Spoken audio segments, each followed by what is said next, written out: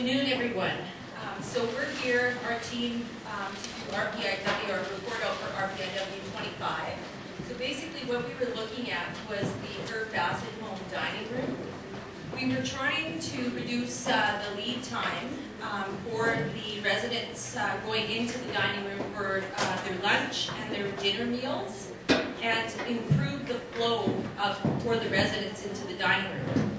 So this is our wonderful team that we've been together all week, and everybody came back every day, so I always think that that's a sign of success. Each of them will be introducing themselves when they come up to do their part of the report outs. So this is our project form. So like I said, we were trying to reduce the lead time and the wait times for the residents going for their meals. We had two meal settings that we were specifically looking at, and that was the lunch period where there was two settings. So 11:30, the first seating happened, and then 12:30, and then for dinner it was 4:30 and then 5:30. So one of the things, or some of the things that we heard that was going on with the Bassett home was that there was a lot of congestion in the hallway coming into the dining room. So at about 10:45, the residents would start lining up for lunch at 11:30, so they weren't allowed to go into the dining room. So there was a lot of congestion down that hallway. On average, 10 residents were waiting there, and it's a very small hallway. So you have all these wheelchairs, people kind of getting, tangled up together. There was staff trying to go back and forth down the hallway. There were the nurses with the med carts coming down. So it was a real issue trying to maneuver up and down that hallway. The other thing is that we were told that the residents were being rushed so that they didn't have enough time to actually eat.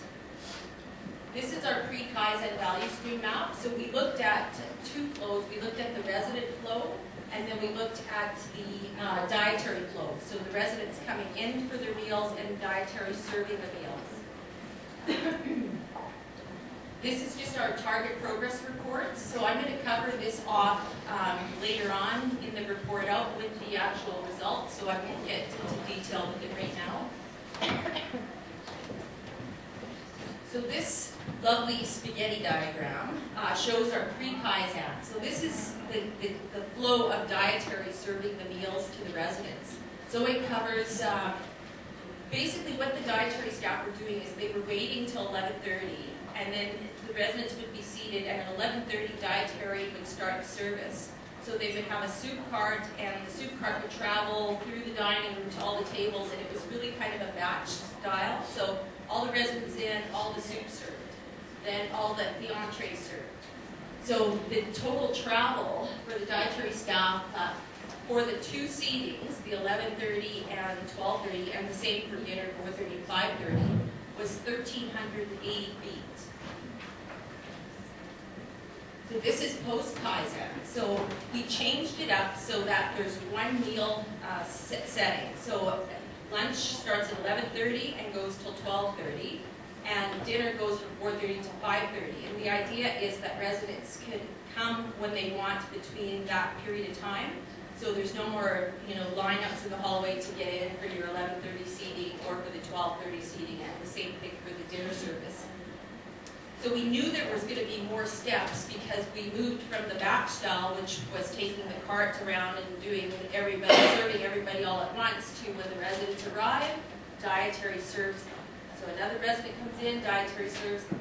But overall, because we reduced from two seatings to one, the overall distance traveled decreased to 1,260 feet. This is an example of collection of our defect data. So one of the measures we're looking at is the defects, and defects we're measuring through the number of residents that are waiting in the hallway.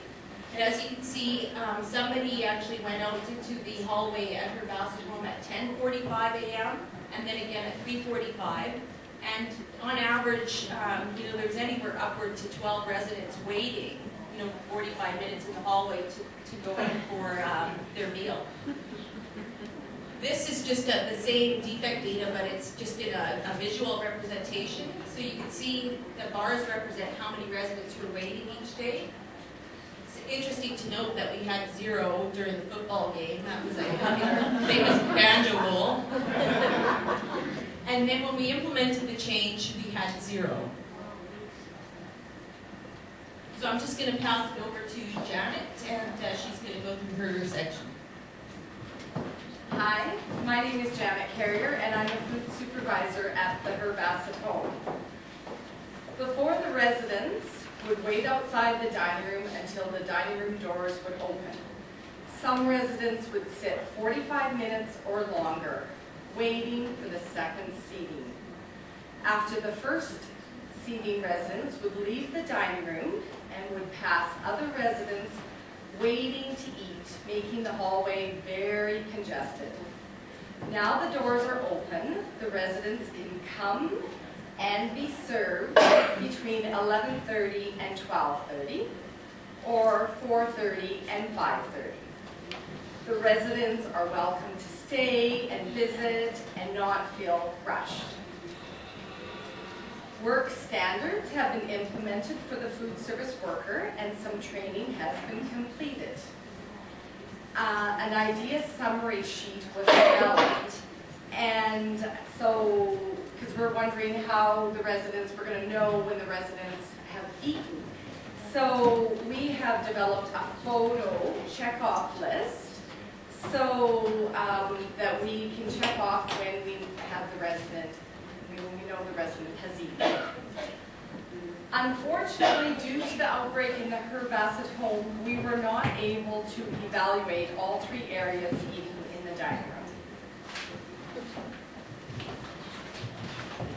Hi, I'm Karen Keller, the CCA from the Bassett home. Due to the congestion that we had in the hallway, residents would sometimes become agitated, even striking out at times. CCAs had to move in and around, maneuvering clients, med cards, food cards, laundry cards. We were finding it very difficult. Sometimes we would have to move our ticket burning, and it was very frustrating. Before clients got into the dining room, they were already frustrated. Residents would have maybe 30 minutes to eat, and before second seating would arrive, and oftentimes would take beverages or desserts back.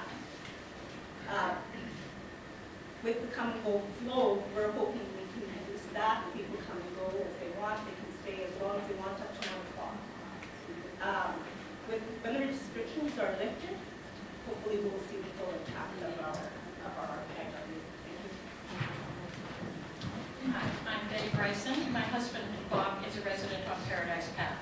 I chose the dining room experience for him so he would have more socialization with those on other units and a change from our unit. As he is sensitive to noise and confusion, I have managed his days so that when he leaves the unit with just enough time to arrive for meal service.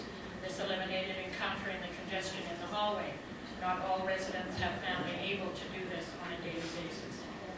Since the change this week, he is adapting well. He is still with his former table mates and is looking forward to adding a 4th person to the table. We no longer have to worry about timing his arrival so carefully. His comments have been positive. He feels the dining room is looking great, and he is pleased with the changes. In the short time we were able to observe the changes, we noted the residents were spending more time enjoying the meal time. When the outbreak is over, I am sure the residents will find this a more pleasant experience and will enjoy visiting with their friends. Hi, I'm Michelle Anderson. I'm a recreation therapist at the Bassett home, and the one area that we looked at as well was trying to improve the homeliness environment of the dining room and trying to eliminate the institution. We've had issues coming from resident council that residents have been asking for the dining room to be utilized more. And so we have done this by opening the doors and placing a coffee area, allowing for the residents and family to have a place to visit. Feedback from the elders has been positive and standard work has been created. There has been a few safety issues, of course, that arose with the institution coffee maker that is in the dining room. But I think temporarily we've resolved that with a portable screen.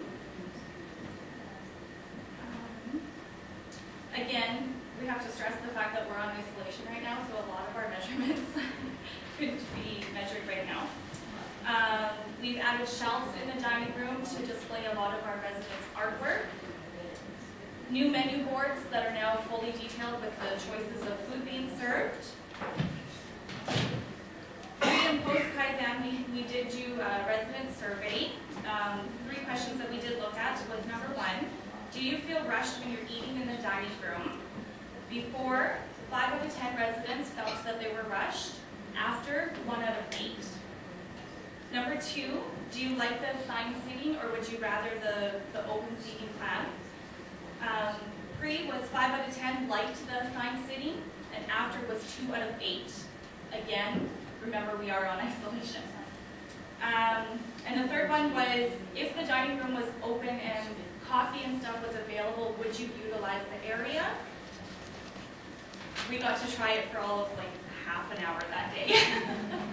So we're hoping that we can measure that a little bit better.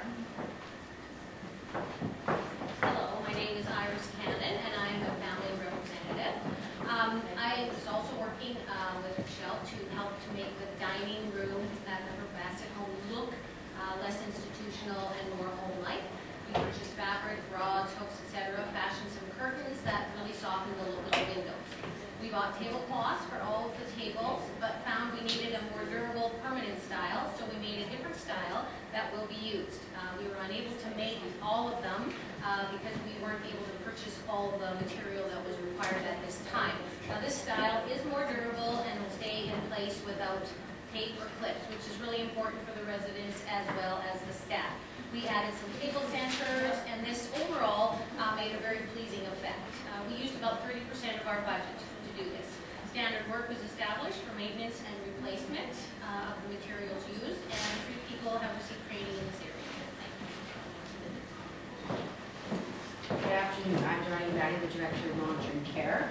My role as a participant was a 5S project, and I was very fortunate to work with a very efficient dietary staff member, Sheila. So this is, the goal of our 5S was to improve ease of ordering and the inventory organization.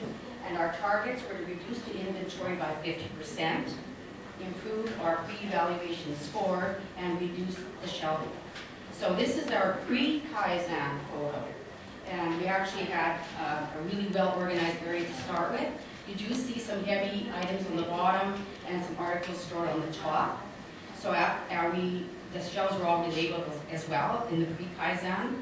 So after our Kaizen, we did move things around.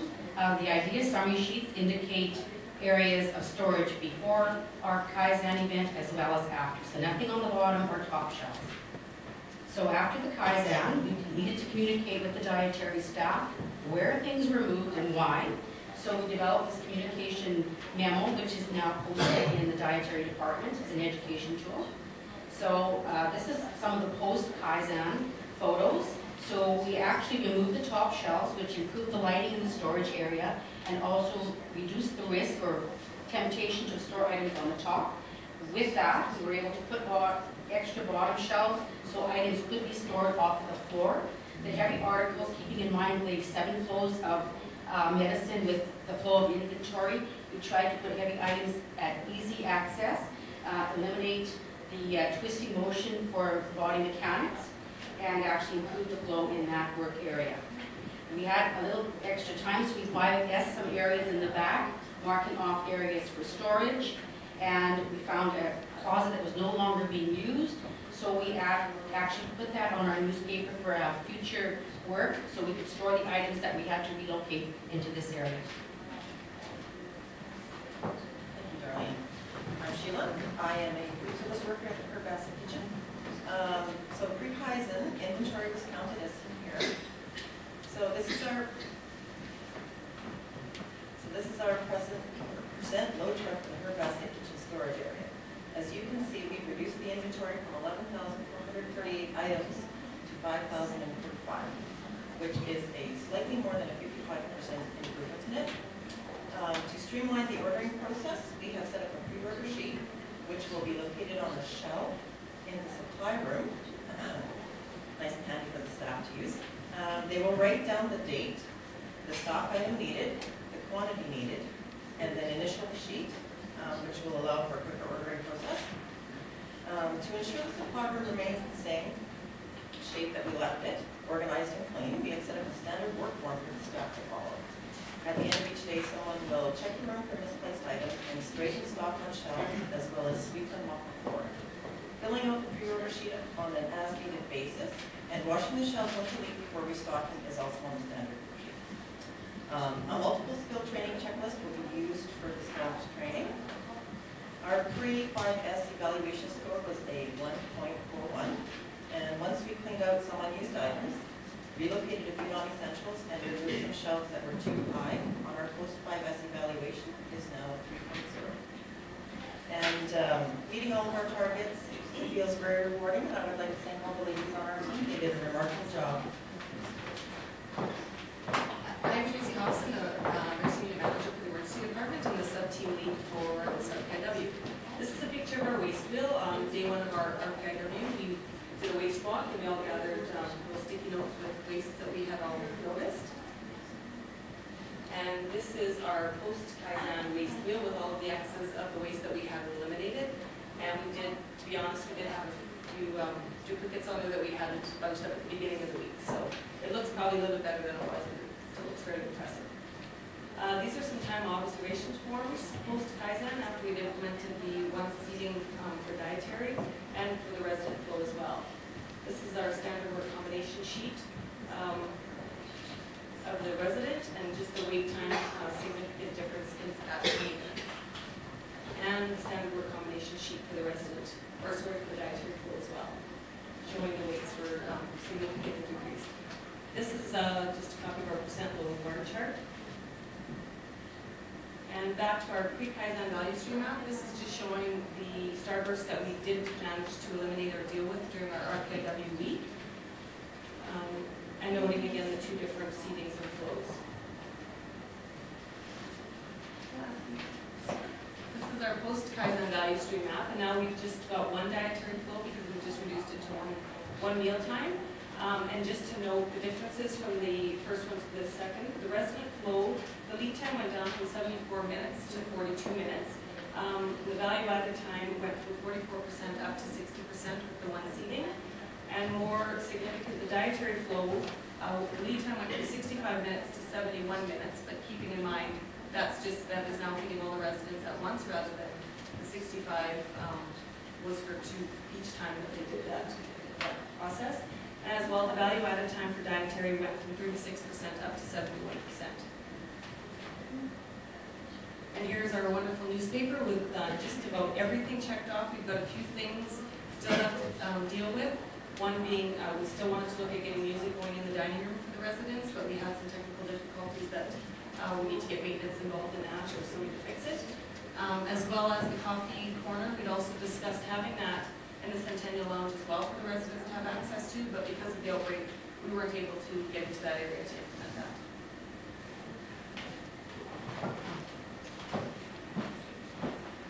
So this is the results for our target progress report. So I won't go through it all, but I'll just highlight some of the more significant areas. So with the 5S, there was a 56% reduction in inventory. The lead time, there was a 43% reduction for the residents arriving, and a lot of that was because the residents are no longer waiting as much, but they're going into the dining room and they're being served when they enter. The dietary also had a 42% decrease in their total lead time because we went from the 2 meal settings to the 1 meal setting. Our quality, so we were measuring our defect data as the number of residents waiting in the hallway. So we were at 10 on average, sometimes more than 10. And when we implemented the change, we were at 0. So it was a 100% reduction. And just overall, just as a wrap up for the workshop, the team was able to, based on the things that we've tried, eliminate the congestion and the wait times for the residents in the hallway. And I know I never actually refer people to watch that video, but really if you watch the video, we've got the congestion that goes, that happens in that hallway, and it's quite incredible. It's a much cheerier atmosphere in the dining room. Like the table coverings that we have there are not permanent. Iris, the ones that Iris had developed, like we're going to try to continue to get those put in there. But it really made a big difference in terms of moving away from feeling so institutional and much more cheerier environment. There's more organized storage room and reduced inventory. And then there's the implementation of Ted's Coffee Corner, which I know we had at least one resident who one day was asking or wanting a cup of tea, and Janet took them in there, and they were very, very happy to have a place to go where they could bring their our friend to have a cup of tea. And there's access, so the dining room isn't going to be locked outside of meal times. And the residents increased at mealtime enjoyment with more socialization. So there really was, it felt like there was a different atmosphere when the place was dressed up and after the few changes that we had undertaken. And so I think overall it was a really wonderful week, and hopefully the residents can be the beneficiaries of it. So I'd like to just say thank you to NOLA and all the Herb Bassett staff for having us invade their space as long as we have. The volunteers, maintenance for putting the shelves up and doing the work that we ask. Dietary staff, who I'm sure they're happy that we're not there anymore. To Deb and to Cynthia, and thank you to both Iris and Betty for giving us their time this week. It was very, very helpful, and we really appreciate it.